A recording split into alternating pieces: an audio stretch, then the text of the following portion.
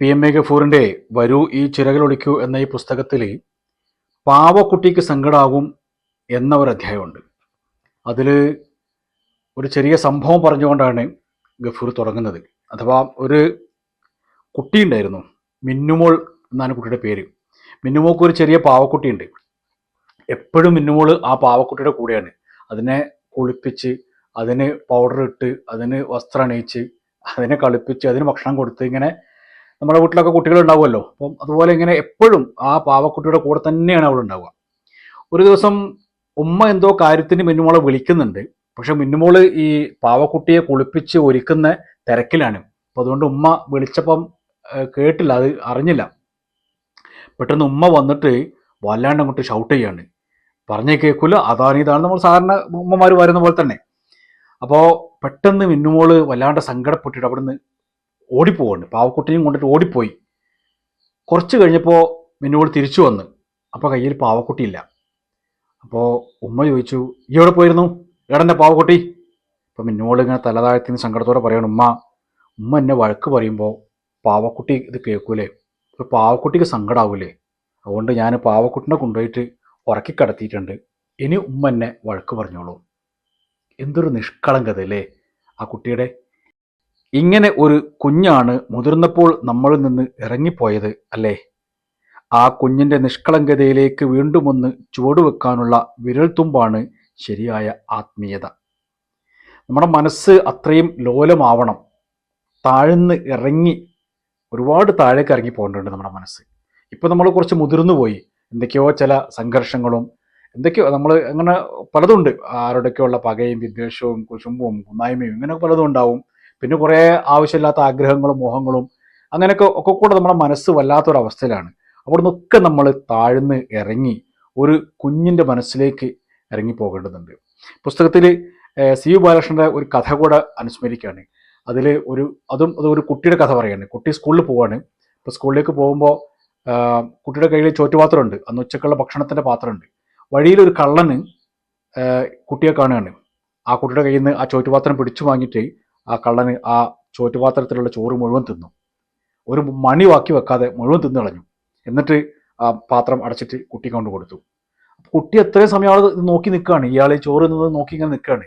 ഈ ചോറ്റുപാത്രം വാങ്ങിക്കൊണ്ട് കുട്ടി ചോദിക്കുകയാണ്, മാമ ഇത്രയും വലിയ വയറ് നിറയാൻ ഈ ചെറിയ പാത്രത്തിലുള്ള ഇച്ചിരി ചോറ് മതിയോ? ആ കള്ളൻ്റെ മനസ്സ് പതറിപ്പോയി. അയാൾ മുറിവേറ്റ മൃഗത്തെ പോലെ തട്ടഹസിച്ച് ഓടിപ്പോയി എന്നാണ് പറഞ്ഞത്. അപ്പോൾ എത്ര ഭീകരനായാലും എത്ര കടുത്ത മനസ്സുള്ളവനായാലും മനസ്സ് ഒന്ന് ആർദ്രമാകാൻ, ഒന്ന് ഇളകാൻ, ഒന്ന് പതറാൻ ചെറിയ ചില നിമിഷങ്ങൾ മതി എന്നാണ് പറയുന്നത്. വേഗം കരഞ്ഞും അതിലേറെ വേഗം അതൊക്കെ മറന്നും കാണുന്നതെല്ലാം ആദ്യത്തെ കാഴ്ച പോലെ നുകർന്നും മുൻവിധികളില്ലാതെ മനുഷ്യരെ സ്നേഹിച്ചും നടന്ന ബാല്യത്തിൻ്റെ അടരുകളെങ്കിലും ഉള്ളിൽ സൂക്ഷിക്കലാണ് തെളിമയുള്ള ആത്മീയ ജീവിതം. പ്രാർത്ഥനാപൂർവം ജീവനാഥന് മുന്നിൽ നിൽക്കുമ്പോൾ ശരിക്കും നമ്മൾ ആ കുട്ടികളാവുകയാണ്. പ്രാർത്ഥനയെക്കുറിച്ചാണ് ഇനി അടുത്തൊരു പാരഗ്രാഫിൽ പറയുന്നത്. അതിൽ പറയുന്നത് നമ്മുടെ മനസ്സിൽ ഒരു കൃത്യമായ ബോധം ഉണ്ടാവണം. എനിക്കൊരു തെറ്റ് പറ്റിപ്പോയിട്ടുണ്ട്, അത് ദൈവം എനിക്ക് പുറത്തു തരണം.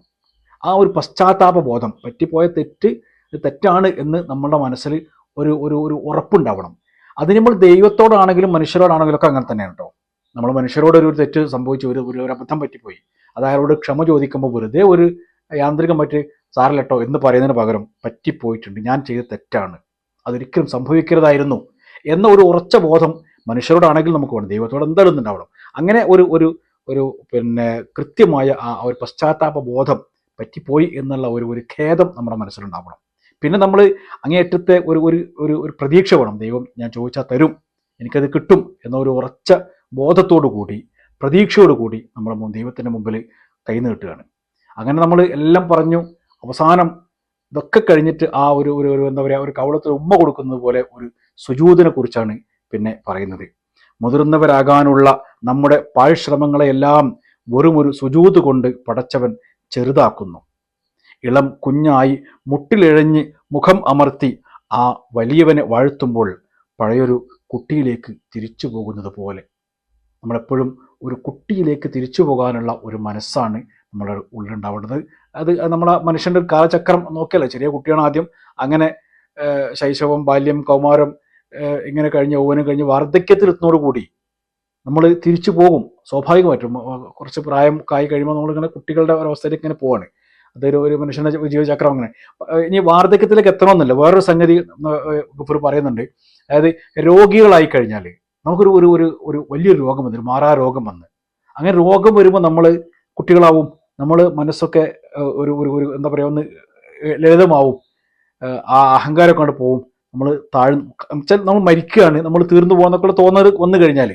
അപ്പോൾ ഈ അഹങ്കാരമൊക്കെ സത്യത്തിൽ നമ്മളിങ്ങനെ എന്താ പറയുക, ഇങ്ങനെ ഞെളിഞ്ഞ് ജീവിക്കുന്ന, നമ്മളിങ്ങനെ കാലാകാലവും കൂടെ ജീവിക്കും എന്ന ഒരു ബോധം നമ്മുടെ മനസ്സിലുള്ളപ്പോഴാണ് ഈ അഹങ്കാരവും അഹംബോധവും ഒക്കെ ഉണ്ടാവുക. പകരം നമ്മൾ തൽക്കാലത്തേക്കൂടെ വന്ന ഒരു യാത്രക്കാരനാണ് എന്ന ഒരു ബോധം നമ്മുടെ മനസ്സിലുണ്ടാവുന്നിടത്തോളം, അങ്ങനെ ഒരു ബോധം നമ്മുടെ മനസ്സിൽ വന്നു കഴിഞ്ഞാൽ നമുക്കങ്ങനെ അഹങ്കരിക്കാൻ കഴിയില്ല. അങ്ങനെ അഹങ്കരിക്കാതെ, അഹംഭാവം കാണിക്കാതെ ദൈവത്തിൻ്റെ മുമ്പിൽ തലതാഴ്ത്തി നിൽക്കുന്ന യഥാർത്ഥ ഭക്തരായിട്ട് നമുക്ക് ജീവിക്കാനാവട്ടെ.